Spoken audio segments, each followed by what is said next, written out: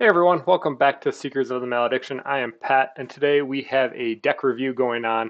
But before we hop into it, I usually forget this part and always do it at the end. But if you are liking the content and want to support us, I'd really appreciate it if you guys like the video and subscribe to the channel.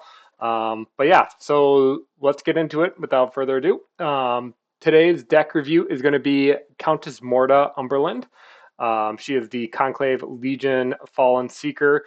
I just took her to the July TTS tournament, and I think there's still some realms playing out at the time of this recording, but I ended up being 2-1 with her. Had a good chance to run at first. I would have had to win the final round and score more than 42 mastery, which I think would have been possible.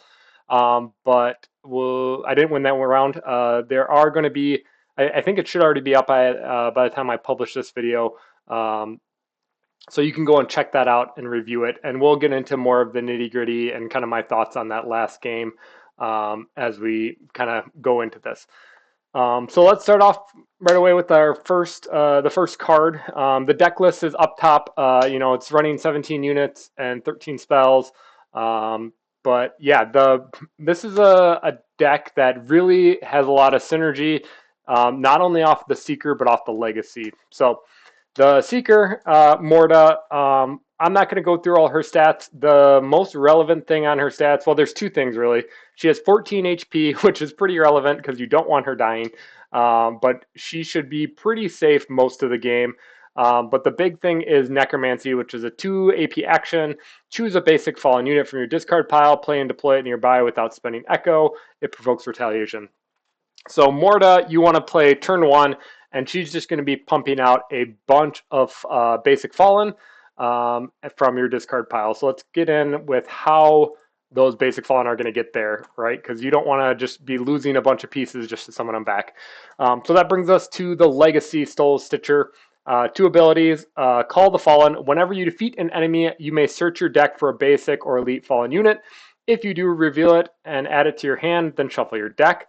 So whenever you're killing something, you get to tutor out a basic fallen unit. That's really good. As you can see in this deck, we have 15 basic fallen units. We have the Stitch Corpses, the Dead at Arms, Deadeye Archers, Disgraced Kinships, and the Umberland Shade. So half the deck being those units. And then, 14, not 15. I can count, I swear. And then the last ability, Soul Tethering. Once per activation, you may choose a basic fallen ally you own and discard a basic fallen unit. If you do, the chosen ally gains any one of the discarded unit's abilities until the end of the activation. So this is how the basic fallens are getting into your discard pile. Every single opener, you are wanting to draw a starting hand and get at least 2 basic fallen unit. It is imperative that you get 2. If you don't, I think that there is no argument. You are probably mulliganing your hand and taking another crack at it with 6 cards, which I actually do 2 times in the videos, the battle reports I've uploaded. Main reason why is you're going to play 1 with Morda, so you should go down to 7 Echo left because it's 10 plus 3 for all of them, except for the Stitch Corps, which costs 2, but we'll put a pin in that and come back to it in just a second. But you'll be down to 7 Echo. You'll have 2 units. Morda's going to activate first. Just give whatever, discard another fallen unit, and then she's going to bring it back, and then you'll have 3. And I think it is pretty imperative. The way that this deck wins is you need to essentially Necromancy out with Morda every single turn to get to play a free basic fallen unit. So that's kind of the main first objective of this deck, right? Is that Morda needs to summon a unit every turn with Necromancy, and we'll get into a little bit more about how all the different ways you can kind of do that and make sure you have enough cards to do so. I think now, before we get back to like the different strategies and starts and stuff like that and basic units, I want to talk about generally what the deck is. So Morda, to me, is the epitome of tempo. And I think that we'll have a podcast more on deck archetypes. But as a brief summary, there is aggro decks, which are like your Thundersteps Pawnor. They just want to go face, kill, go really fast, end the game as quickly as possible. There's mid-range decks that are between, there's control decks, which are trying to slow down the game, control all aspects of the game, This is your Landrill, so to some extent it's Sigrid as well. You know, just have complete control over the battlefield, and they're trying to make the game last as long as possible because they have cards that have unprecedented power once you get to end game stage, and you can just kind of like walk away with whatever situation is presented before them. In between that, you have mid range. Mid range is exactly as its namesake. It's in between aggro and control. Typically, what you're trying to do is play efficiently throughout every single turn, spending your echo efficiently. And the big strength of mid range is that you can, with your use of your sideboard, you can kind of every matchup you can address. Okay, should I go more aggro or more control, and kind of play to both of those play styles. So it's kind of like jack of all trade, master of none. But yeah, it is I think the majority of seekers in Malediction are mid range.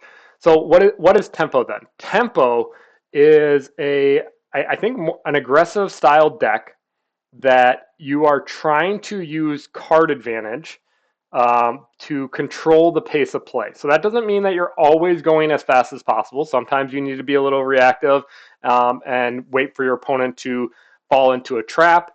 It is kind of very tricksy, and I will say that tempo in the card game, it means a lot. Like, I think that there's not a singular definition. I think it means a lot of different things to different people. To me, and this is probably a good topic that we'll get in when Zach's on the episode. What does tempo mean to him? To me, it's about just small, evasive, sticky units, things that have in this game, it's like units with persist, resistance, the shades that have the phasing ability, right? These are small units that are really annoying and really hard to kill, but they're just going to whittle you down over time and just constantly be applying more and more pressure. In this instance, from Morrida to pump out more and more units and just get up on activation. But then it's also the tempo part of it is you are using that card advantage or playing more cards than your opponent has, right? So a tempo deck is playing 2 cards for every one of your opponent decks, which means that it needs to be paired with a pretty good card engine, which we have here in Call the Fallen, right? So every time you kill a unit, you're going to draw a card. And that kind of is what enables this deck. It is not big threats, even though there are some big threats in here like Thrice Murder and Gateway Guardian, and I'll address those as we get more further into the video. But it's using small threats to just kind of increase the pressure, keep on playing cards, even though every card might not be trading with one of his cards. You're drawing more cards, and you're just constantly applying pressure. And then lastly, to me, tempo always has it's not control, but you have control elements of like counter spells and stuff. And these counter spells, again, are the card advantage. Every time they play 1 card, you want to play 2. So maybe they move in a position and then they're going to play a spell to like really have some effect. And it's not about countering everything, right? You got to be really careful about what you allow and what you don't allow, but it's a well-timed counter that will set you up so that you can capitalize it and put yourself in a better position, right? I think those are the big elements to me of tempo. And again, they kind of mean different things to different people. So yeah, with that, I think, and that's kind of the play range the range we're playing in and what we're trying to accomplish. Let's kind of get into some of the deck. And I kind of mentioned it, the first turn with the necromancy is kind of the most important thing to get off. So starting from turn 1, you need 2 fallen units at least. You want to see 2 fallen units in your deck so that you can play one and then discard the other one. The units you are wanting to hit are the Dead at Arms, the Deadeye Archer, the Disgraced Kinship, and the Umberland Shades. You can, if you really depending on the matchup and how much time you have, you can play the Stitch Corpses as well. But the big problem with the Stitch Corpses are they are slow, and if you're summoning from Morrida and the fight is happening in midfield, those Stitch Corpses are not going to be relevant for the first 2 to 3 rounds of the game. Or if you're summoning them in later rounds, like if you summon down in round 2, just think it. Every time you summon one of those guys back by Morrida, it is going to take an additional round compared to everything else to get to the battle. So those are not great targets for wanting to necromancy out. Um, but the other ones are, especially the Umberland Shade, right? It's 8 with flying, so you can usually be really aggressive. My starting strategy with the husk placement is, well, I guess we'll start with terrain. Terrain placement, I try to put the board centrally, like, like typical deploy for Conclave, where, the terrain is accessible in 3 areas, all 3, like all the corners, so kind of make a triangle on the board, with the middle one being in the between 2 deployment zones. And then I try to place the husk as far as possible away, because with more activations and the speed of the Umberland Shade, typically you are better off splitting your forces and going after, husks in different corners and stuff. So I'll typically try to put a husk in one corner and a husk in the opposite corner. And then if deployment, like I get to pick deployment, I'll actually pick neither of those 2 corners and then use my units to go and like grab those 2 and bring them back. If my opponent does pick like one of those corners and sticks me into one of them, at least I get a free husk from, just sitting there that I can grab on Morrida. Maybe I'll offer Morrida production or something else, right? So that's kind of my strategy. You have a lot of speed, a lot of activations that you can do stuff with.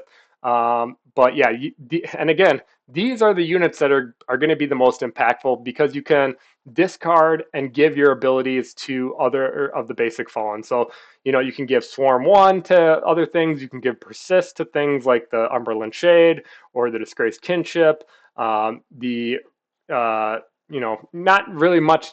Deadeye Archer is kind of the all-star. He's the guy that you really don't want to be hanging on to so much. They're great units to pump out or just deploy, because they're range 8 and they're, deadly shot 1 to make them 4/2 damage. These are guys that are typically doing the heavy lifting and the work of killing things. Disgrace Kinship, if you have an opportunity to discard this onto a Shade or a Stitch Corpse or anything else to give it onslaught, is great. And then Umberland Shades are just amazing for their speed, 10 health, their phasing. They're just annoying and can go anywhere. I will say only 2 copies of Disgrace Kinship. I really don't love this model. It's on a large base. It's really there just to increase the unit count that you can hit 2 units in the opening hand. I don't go to 3 copies just because I value all the other cards in the deck a little bit more. If there was other basic Fallen copies in accessible, I might take these guys out, or drop them down to a one of, so I can tutor it up and get the onslaught where I want to. Kind of stuff like that. So yeah, that's the basic strategy of the deployment and where you want to start. And then I think for me, the tempo play and to get Morrida's engine online, the most important thing is you need to get a kill by turn 2 or turn 3. And that's in order so you can start tutoring up cards, getting the cards you need to, again, play that tempo play of playing 2 cards for every one of theirs, essentially, and just kind of outvaluing them that way. So how do you get those kills? Well, there's a couple of spells in the deck that just automatically do it for you. So Pact of Demise on a basic Fallen. Shades are great targets for Pact of Demise because you activate them. You run them into a guy that one of their basics. You Pact of Demise, kill it. You get to tutor up a card, and then most likely Morrida is going to summon that Shade back because it's really fast and can get back to the fight as soon as possible. So I kind of see Pact of Demise as like, usually it's a 2-for-1, right? You're using this card plus whatever card of yours you defeat to defeat one of their cards, but you're kind of coming out ahead on that, where you use this card, your card is going to go in your discard, but then you're going to resummon it back to kind of play it again. So that's one card right there, and then you're also going to tutor up another card. So it turns what is a 2-for-1 on you into a 3-for-1 against your opponent. You're trading, one of their cards. You're taking away one of their cards, and you're kind of getting 3 cards of value, which is kind of impressive. And I think this is a card that we missed on when we did our deck reviews. I have been putting this in quite a few good decks. Morrida, I think, is like just the best use case of it. And how much value she can get out of it. The other one, obviously, is Unmake. I don't think there's a game that I've lost with Morrida when I don't draw Unmake and just kill something. And it just, taking away an activation again to tutor up a card and just get the whole thing going. Like, once you start killing stuff, the deck can very quickly, like, snowball out of control. So Unmake is just amazing. The cards that make you do a little bit more work. This is actually where I put the Stitch Corp. So I never want to play the Stitch Corps just to deploy it. Like I am almost always hanging on to these guys just for the Swarm 2. There's some niche situations where I've discarded them to give resistance 1 to take off. Like maybe there is a guy with Fang and he's going to do 3 attacks against something like with a Relic Holder and I really can't let it die. Taking 3 damage with resistance 1 is pretty good. But the Swarm 2, you put these on the Archers. The Archers all of a sudden could be hitting at 6-4 if they're within the Deadly Shot 1. Right, 6 damage is really, really strong, and especially if you pair it up with a Writhing Pain as well, which does another extra 2 damage on every single attack. So the ideal situation is you have this and the Stitch Corpse in your hand. You activate a Deadeye Archer, it's within 4 inches of something, and you are going to double shoot, and essentially it can do a maximum of 8 damage, minimum of 6 damage. Heaven forbid you have a Fang or a Veil Piercer or something else like that, or like if you get this on a guy with like in melee, you can do this as well off of a Disgraced Kinship's onslaughting, or even like not getting the Stitch Corpse and just having Swarm 1 on your Dead at Arms to be 4-2, and then with the Writhing Pain 6-4. That can kill like a lot of stuff. So these are the cards that make you work a little bit more for it, but they are still in the deck to get those early kills. And like I said, I think it is imperative that you start killing right away with Morrida on turn 2 or 3 so that you can start fetching those cards. If you are not able to do that, I think that you still want to make smart use of your activations. And you can, just be conscious, I guess, of guys that you plan on losing this turn. So if you're in a position where you can put a guy to get some work in, maybe it's not like total value, but then they have to kill it, and then you can Morta hasn't gone yet, and you can bring that guy back in the same turn. That is the other way I want to kind of call out that you can get value out of your Necromancy spell, is by going early with a guy, not necessarily throwing him away. You still want to like get some value out of him, or like have them burn activations to kill something, and then Morta just brings them right back and kind of like runs them right back into the same position, or goes off and does something else with it, right? So those are you either need to kill on turn 2 or 3 to get more cards, begin tutoring out more cards, or just be a little bit more aggressive with your units so that Morta can begin necromancing them back. All right. I actually forgot what next is to talk about here. Let's take a look. Okay, so now I just wanted to, I think I already mentioned on it, but the next kind of package of cards is everything where you're kind of playing into like the little bit of the control matchup or the control play style. And this is, again, why it's called tempo, is because you are controlling the pace of play. You can speed up the game really rapidly when you want to with your explosive cards that I just showed off to help you get a kill. But if your opponent is out-aggressing you and, causing big threats, these are the cards you look to disrupt the game and kind of shut things down until you can kind of regain your footing. So we do play both, all 3 copies of the counter spell she has access to. Disembody is great. And not only could it turn off a kill that they thought they were going to get on one of your units, turning a hit to a graze. If you play it on Thrice, or if you play it on one of the Umberland Shades, you can negate that attack completely. And then afterwards, if that unit, after the activation's done, if that unit is still alive, that unit can make a free move without provoking retaliation, and this can set you up for some big plays, right? So this is a control spell that you can play, but it also leads into that tempo play where you're getting value out of it. This is how you can maybe walk that Deadeye Archer within 4 inches to double shoot with Writhing Pain or something, get a kill on something else, or, putting anything in position to then be offensive after the spell resolves and they're still alive. And then TK, just one of the best spells in the game. Use it defensively to move your guys out of poor position. Use it offensively to line up guys or get them within range of the 4 inches. I mean, I think that I would be hard pressed to ever see a Conclave Seeker not take telekinesis. I think it is just going to be a staple literally until the end of time. It is just too strong of an ability. So no exception here. These are cards that after playing this event, the next cards that I begin to question and wonder how much it really fits in with Morta playstyle, but they're in the deck for right now. So to manifest, a really strong card, obviously, but it is really expensive. And the other thing is it's not killing, right? Like I've realized like this is really strong to manifest a relic holder or something like that, and maybe you can sneakily go and pick it up and win the game. I'm not saying it's not don't get me wrong, manifest is an amazing card. I'm just beginning to question as more cards come in, could the manifest potentially be cut for something that wants to um, better fit in with her A plan, right? Which is to swarm the board with these small, aggressive, sticky units, and then get a kill on something to kind of get the engine, her draw engine going. So Demanifest is one of them in the deck right now. Very strong card, but could potentially be cut. The other card here, sorry. Oh, this one is just actually pure value. So I don't think this one, well, I shouldn't say that. I love Rippling Potential. We just talked about how important getting a kill is on, early on, as well as just how strong telekinesis is. So even though you're only playing 4 copies or two different spells, Writhing Pain and Telekinesis for your basic or elite channels right now, um, I think that this is just, again, playing into that tempo, playing 2 cards for every one of theirs, giving you more card advantage, finding those really, really strong spells to help you be aggressive and just kind of turn the tide of battle. So I do run Rippling Potential. I will say that it is often looked to as one of my first cuts when I'm, sideboarding for certain matchups.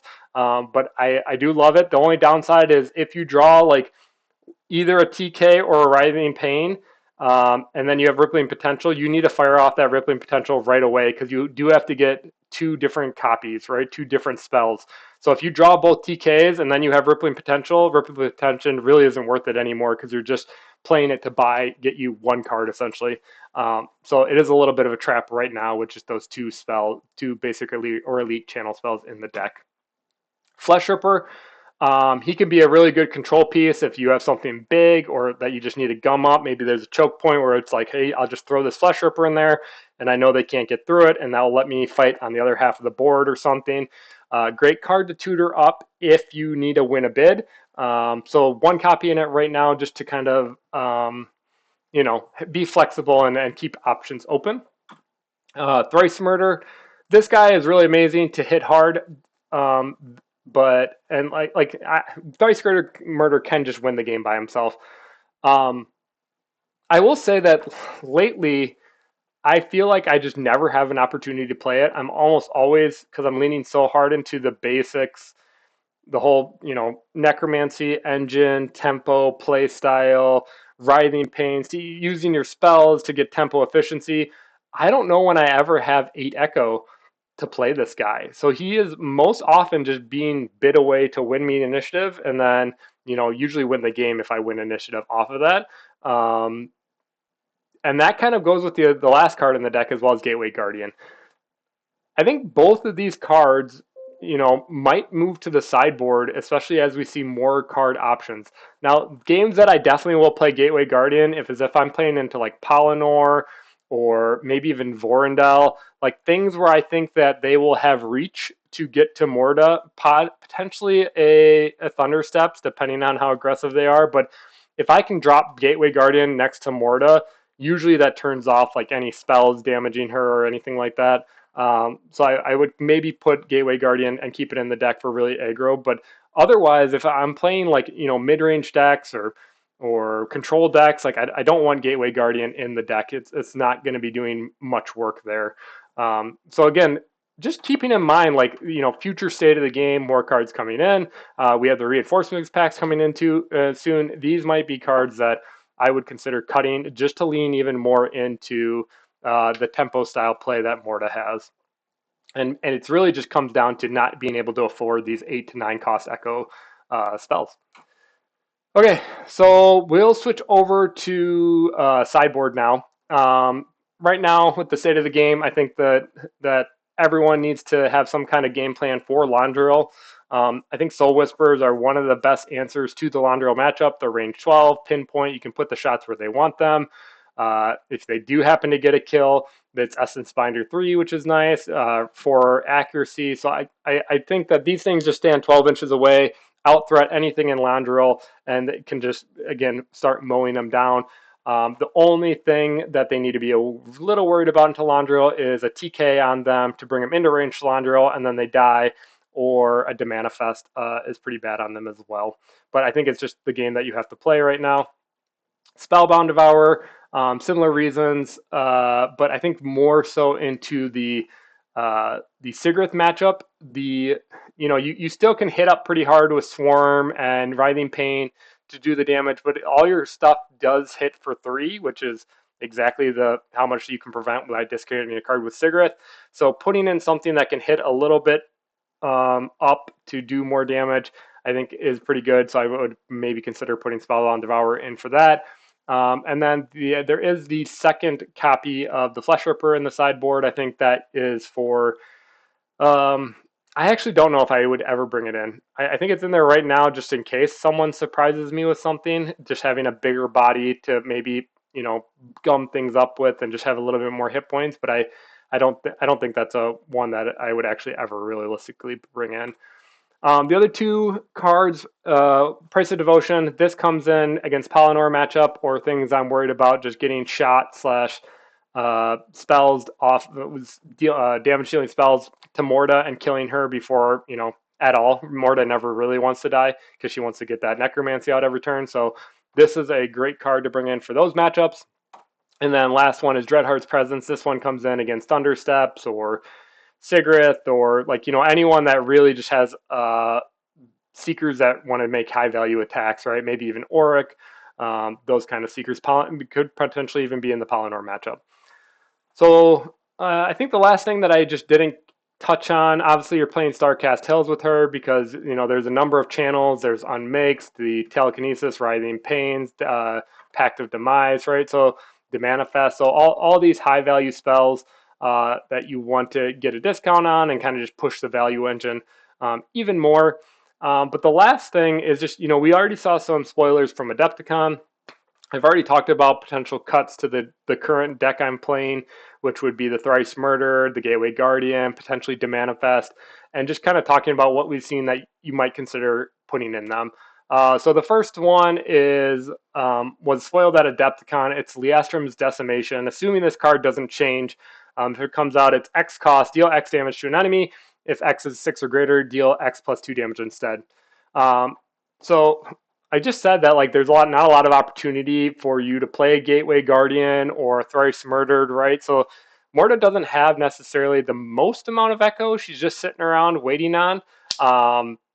But I think Liastrum Decimation works really well for another copy of essentially Unmake, which can get you that early kill, right? So I talked about the most ideal opener, which is the Morrida plus 1 other Fallen. So that's 13. You go down to 7. If something can activate, go on Conclave Terrain. The X cost with Conclave Terrain is baked in. So what I'm saying is I choose X to be 8, and I pay 7 Echo. So that means I pay my remaining 7 Echo that I would have that first turn. The X value would be 8, so I would be doing 10 damage. If you can, and 10 damage, I guess, let me back up, is I haven't checked or counted the number of units, but to me, it's around 40% of the units in the game, I feel have 10 or less HP. So if Liastrum Decimation is, essentially spend 7 Echo, kill a unit, and let me draw a card, that seems like it would be worth it for me. I would consider putting this in as almost a second copy of Unmake.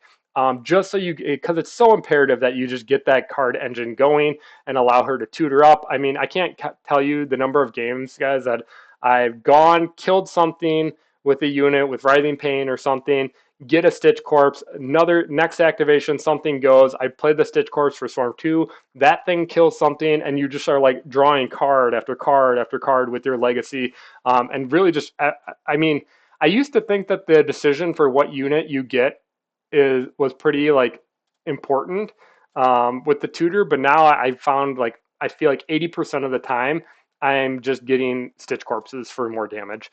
Sometimes the other big one I will get is Umberland Shades, just because they're, if I'm fighting like pretty far, like away from my deployment zone, like the middle of the field or something, the shades are the only ones that can really charge and the turn that they come down and like get into and do stuff that turn that they come down from the necromancy.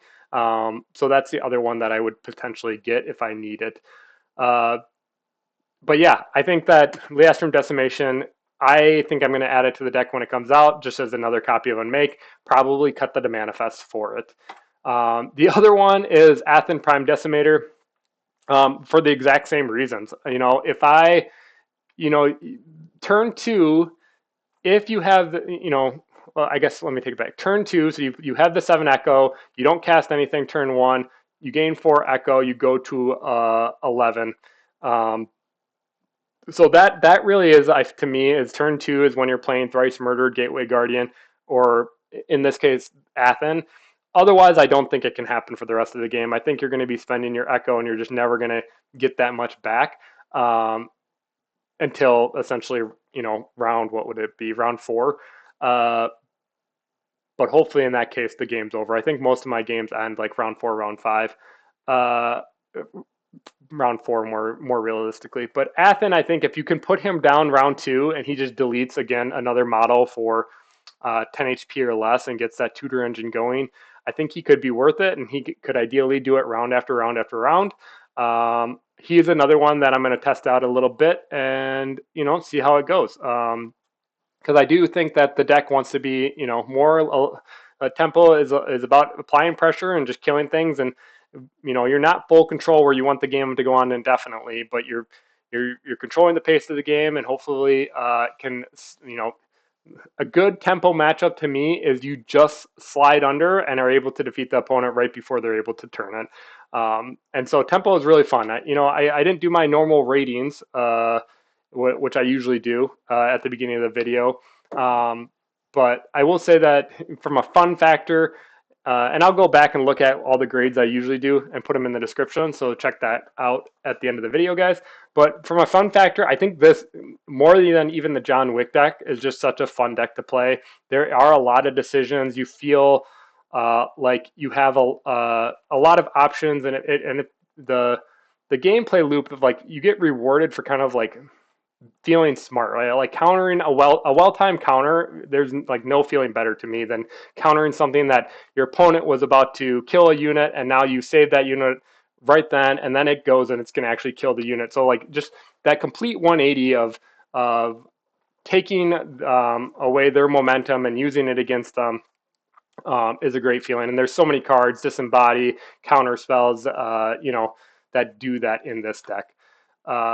I will say, so I think I teased it a little bit, but in terms of competitiveness, I do think Morrida falls the trap of, in like, let's say a 6-round event, one of those games, you're not going to hit the ideal hand. I should have pulled up the metrics beforehand, to be honest with you, but I think the chance of like drawing 2 basic fallen in your starting hand is like around 70%.